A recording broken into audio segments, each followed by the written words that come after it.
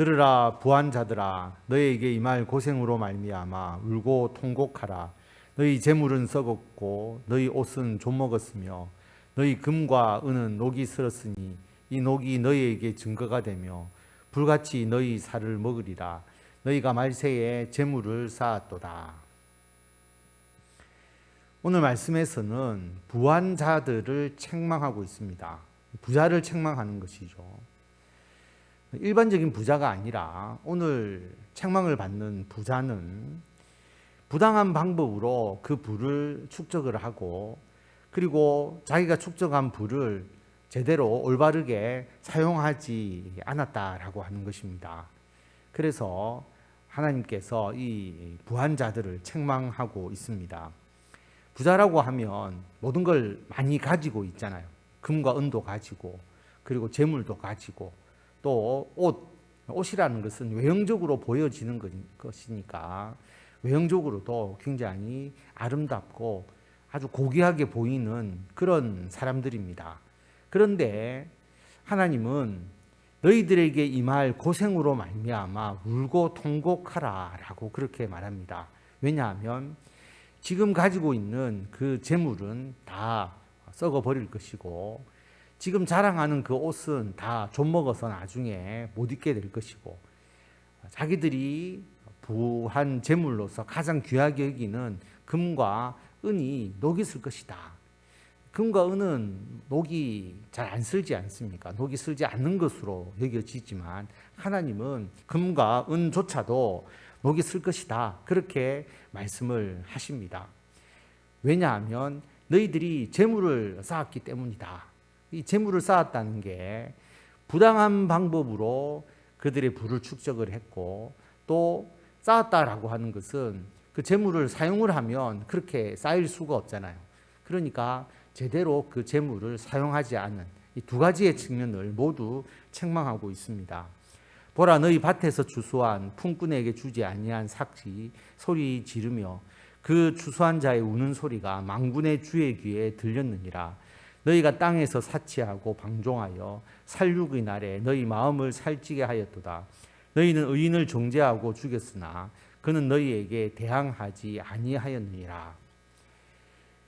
밭에서 추수한 품꾼에게 주지 아니한 삭이 소리를 지르고 있다. 다시 말하면, 요즘으로 말하면 임금 체불이라고 할까요? 임금을 제대로 주지 않고 그 부를 자기가 획득한 것이죠. 그래서 밭에서 품꾼이 일을 했는데 그 품삯을 못 받았다라고 하는 겁니다.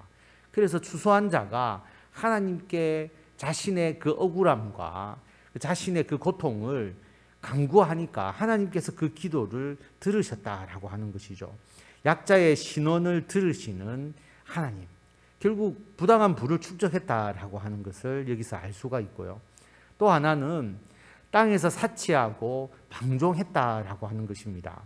결국 자기가 부당한 방법으로 축적한 그 부를 자기를 위해서 썼는데 그것도 아주 쓸모없는 것, 사치라고 하는 의미가 거기에 담겨 있지 않습니까? 방종, 향락을 위해서 썼다라고 하는 거죠. 그래서 오로지 그 부를 자기의 마음을 살찌게 하는, 하나님 앞에서 또 이웃에게 영광이 되는, 또 사랑과 은혜가 되는 그런 일이 아니라 자기의 탐욕을 충족시키는 데만 그것을 썼다라고 하는 것이죠. 뿐만 아니라 의인을 정죄하고 죽였다. 의인을 어떻게 정죄할 수가 있습니까? 거짓 증거했다는 거잖아요. 거짓 증거를 통해서 의인을 정죄하고 그리고 의인을 죽였다. 그러면 10계명 중에서 거짓 증거하지 말라는 것과 살인하지 말라고 하는 두 계명을 어겼지 않습니까? 하나님 입장에서는 사형에 해당되는 죄죠. 그런 죄를 저질렀다. 그러니까 이런 악을 행하는 부자니까 당연히 그 부자에 대해서 하나님의 책망이 있을 수밖에 없다라고 하는 겁니다. 그런데 현실은 이런 부자들이 바로 하나님의 심판을 받아서 그 재물이 사라지고 금과 은이 녹이 슬고 옷이 좀먹고 그렇게 되지 않는다라고 하는 거죠. 그러면 이게 어떻게 되느냐? 이 억울함을 어떻게 풀 수 있느냐? 하나님께서 분명하게 말씀을 하십니다. 그러므로 형제들아, 주께서 강림하시기까지 길이 참으라. 보라, 농부가 땅에서 나는 귀한 열매를 바라고 길이 참아 이른 비와 늦은 비를 기다리나니 너희도 길이 참고 마음을 굳건하게 하라. 주의 강림이 가까우니라. 형제들아, 서로 원망하지 말라. 그리하여야 심판을 면하리라. 보라, 심판주가 문 밖에 서 계시니라. 형제들아, 주님께서 강림하시니까 그때까지 길이 참으라라고 말합니다. 왜냐하면 이 세상에서 하나님께서 즉각 심판을 하지 아니하시죠. 그렇기 때문에 최종적인 심판은 예수 그리스도의 재림을 통해서 하나님께서 확실하게 심판해 주시겠다라고 말씀을 합니다. 이게 뭐하고 똑같으냐면 농사 지을 때 추수 때까지 기다리는 것과 같다라고 하는 거죠. 이른 비와 늦은 비를 기다려서 추수의 때를 기다리듯이, 추수라고 하는 것은 하나님의 심판을 의미하는 것입니다. 그래서 길이 참아라, 마음을 굳건하게 하라, 주의 강림이 가깝다라고 그렇게 말합니다. 이런 일로 인해서 형제들, 우리 성도들 간에 서로 원망해서는 안 된다라고 하는 것이죠. 그래야 심판을 면할 수 있다라고 분명하게 말하고 있습니다.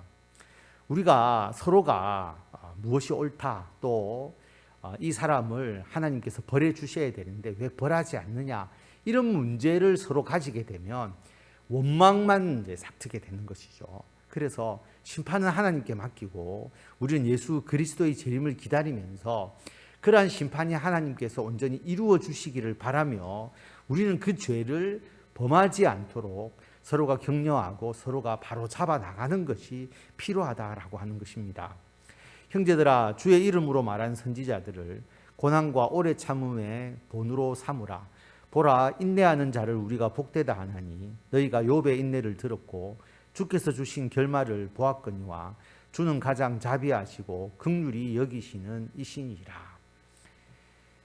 선지자들을 본으로 삼으라. 왜냐하면 선지자들은 하나님의 말씀을 올바로 전했지 않습니까? 올바로 전했는데도 불구하고 그 말씀 때문에 많은 핍박과 죽임을 당합니다. 그렇기 때문에 하나님의 이 말씀을 전하는 이 선지자들이 당한 그 고통, 그들의 죽음과 희생, 그것을 기억하면 우리가 겪는 고통은 그렇게 우리가 참 억울하게 이렇게 힘듭니다라고 말할 수가 없다는 것이죠. 선지자들은 훨씬 더 많은 고통을 겪었고 그들이 당한 고난, 그리고 그들이 오래 참고 어떤 고난이 있더라도 사람들이 하나님의 말씀을 듣든지 안 듣든지 선지자는 최선을 다해서 하나님의 말씀을 증거했지 않습니까? 우리들도 그런 것이죠. 우리들이 억울함을 당하는 일들이 있다 할지라도 우리는 굳건하게 인내하며 하나님의 일을 하면 된다라고 하는 겁니다. 우리가 인내하면서 주의 일을 할 때 하나님으로부터 복된 자로 칭찬을 받는다. 대표적으로 욥을 봐라라고 말합니다. 욥의 인내. 욥은 사탄의 시험으로 정말 엄청난 고통을 겪었지만 그가 고민하고 그리고 하나님의 그 선하심에 대해서 의문을 품으면서도 끝까지 하나님과의 관계를 놓지 않았죠. 인내하면서 그 모든 것을 견뎌내었습니다. 하나님께서 욥에게 나중에 그 모든 보상을 다 해주시죠. 욥이 하나님의 은총을 나중에 받았습니다. 그것을 우리가 분명히 알 수가 있다라고 하는 거죠. 하나님은 가장 자비하시고 가장 긍휼하신 분이기 때문에 우리들의 고통과 아픔을 결코 모르실 수가 없습니다. 그것에 대해서 하나님께서 반드시 보상해 주시고 기억해 주시고 주의 은총과 복을 더해 주신다라는 것입니다. 내 형제들아, 무엇보다도 맹세하지 말지니 하늘로나 땅으로나 아무 다른 것으로도 맹세하지 말고 오직 너희가 그렇다고 생각하는 것은 그렇다 하고 아니라고 생각하는 것은 아니라 하여 정죄받음을 면하라. 우리가 분명히 옳은 말을 했는데 상대방이 안 믿어주잖아요. 그러면 우리가 맹세하기가 쉽지 않습니까? 우리 부모님의 이름을 걸고 또 신앙인들은 내가 하나님께 맹세하건대 결코 나는 그렇지 않습니다. 이렇게 이야기를 하는데 하나님께서 하나님 이름 들먹거리지 마라. 하늘로도 땅으로도 어떤 것으로 맹세하지 마라. 왜냐하면 결국 내가 말한 것이 옳으면 나는 옳습니다. 또 아니면 아닙니다. 그것으로 충분하다라고 하는 것이죠. 그래서 어떠한 대상으로 자신의 말의 신뢰성을 보장받으려고 하지 마라. 그게 오히려 우리들에게 정죄가 된다라고 그렇게 말합니다. 그래서 하나님 믿는 자로서 떳떳하게 우리가 옳으면 옳다, 그러면 그렇다, 아니면 아니다, 그렇게 확신 있게 대답하고 담대하게 나아가는 우리가 되어야 한다라고 하는 것입니다. 너희 중에 고난당하는 자가 있느냐? 그는 기도할 것이요. 즐거워하는 자가 있느냐? 그는 찬송할지니라. 너희 중에 병든 자가 있느냐? 그는 교회의 장로들을 청할 것이요. 그들은 주의 이름으로 기름을 바르며 그를 위하여 기도할지니라. 우리가 고난당할 때에 그냥 인간적 힘으로만 그것을 버텨낼 수가 없잖아요. 그래서 하나님은 우리들에게 기도하라라고 말합니다. 기도하면 우리에게 인내하게 해주시고, 그리고 그 고통을 이길 수 있는 힘을 주시고, 그 고통 가운데 하나님께서 선한 길로 나를 이끌어 주시는구나라고 하는 것을 우리가 깨달을 수가 있는 것이죠. 또 우리들에게 그 고난만 있느냐? 즐거움을 우리에게 주십니다. 그럴 때는 우리들이 찬송하라라고 분명하게 말합니다. 우리가 찬송해야 되죠. 하나님께 감사하고 하나님께 늘 영광 돌려야 합니다. 그래서 우리들의 삶의 기쁨과 또 고난이 반복해서 있듯이 우리들은 항상 기도하고 찬송하고, 기도와 찬송이 우리들의 삶에 끊이지 않아야 하는 것이고, 그렇게 하나님께서 우리들을 인도해 주십니다. 너희 중에 병든 자가 있느냐? 여러분, 몸이 안 아픈 사람이 있습니까? 모두가 아프잖아요. 우리가 장수의 복을 주셨지만 우리 생명이 길어지면 길어질수록 우리들의 몸 아픈 부분을 가지고 우리는 더 오래 살아갈 수밖에 없는 게 우리들 인생의 그런 본질적인 그 고민이고 고통입니다.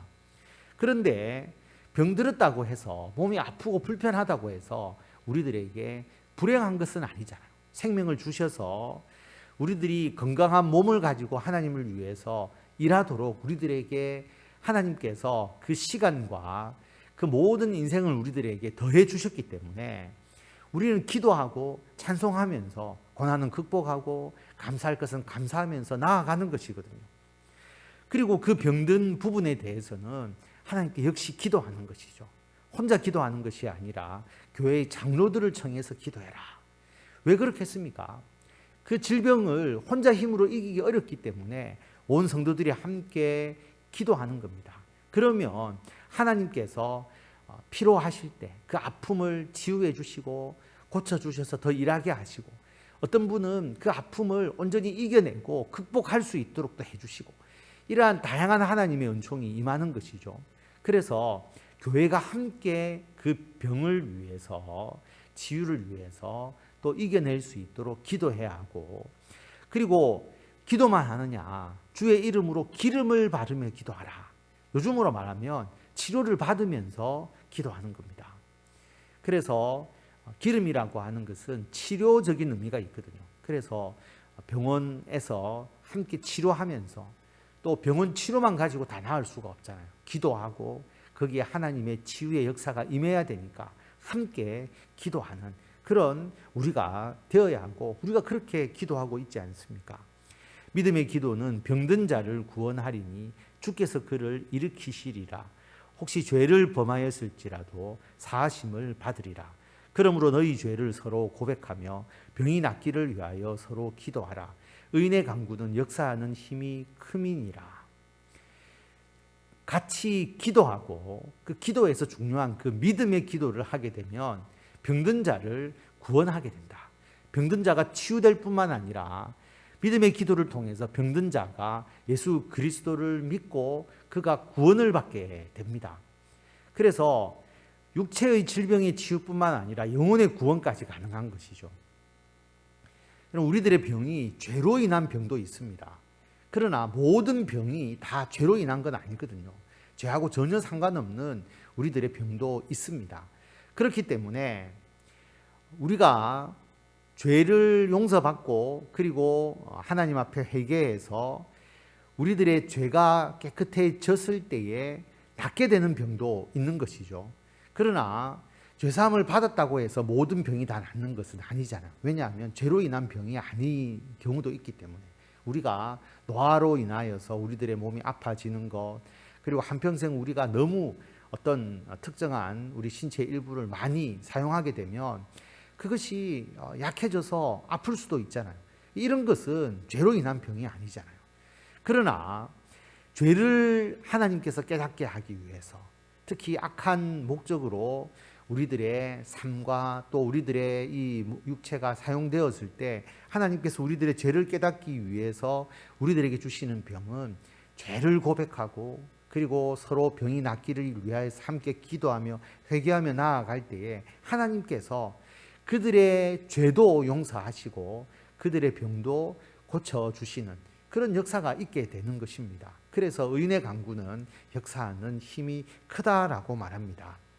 엘리야는 우리와 성정이 같은 사람이로되 그가 비가 오지 않기를 간절히 기도한즉 3년 6개월 동안 땅에 비가 오지 아니하고 다시 기도하니 하늘이 비를 주고 땅이 열매를 맺었느니라.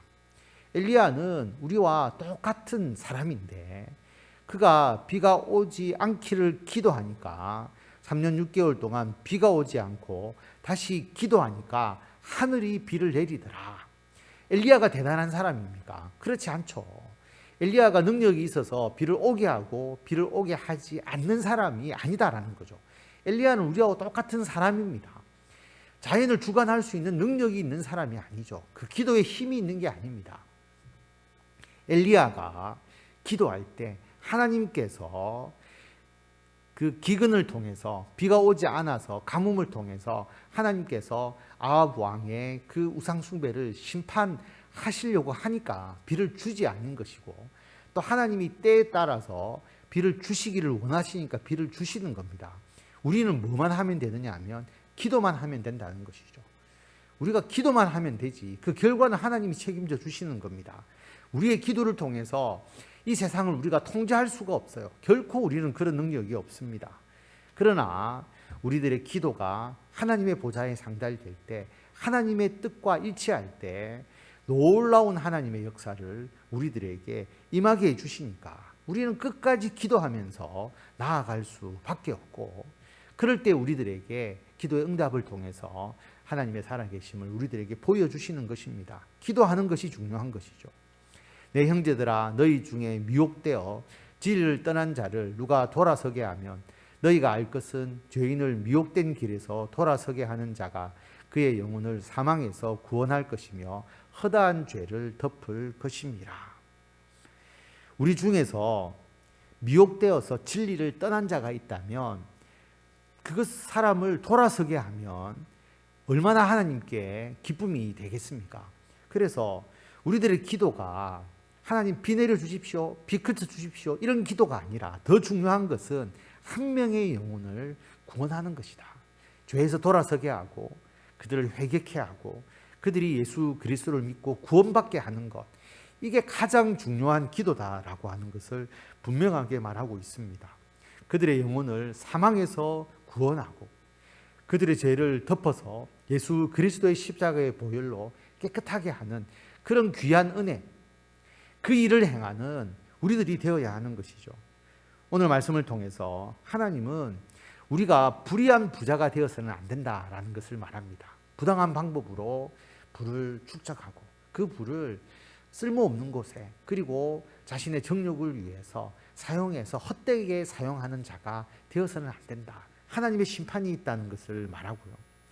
우리가 살아가면서 여러 가지 억울하고 세상에서 무거운 짐을 지면서 참 부당한 대우를 받고 살아갈 때가 있을 수 있지만 하나님께서 예수 그리스도의 재림 때 그 모든 것을 공의로 심판하신다. 그래서 우리가 기도하면서 그리고 찬송하면서 인내로서 이 모든 과정을 이겨내는 우리들이 되어야 합니다.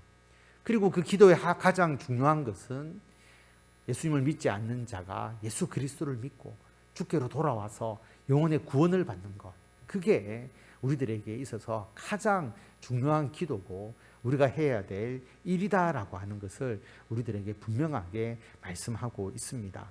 오늘 야고보서를 통해서, 그리고 지금까지 우리가 야고보서를 통해서 주님의 귀한 말씀을 온전히 받은 것, 우리들의 마음에 새기시고 하나님의 영광을 위하여 그 말씀대로 행하시며 그 말씀의 능력이 우리들의 삶에 온전히 임하여서 풍성한 열매를 맺으시는 저와 성도 여러분들이 다 되시기를 바랍니다.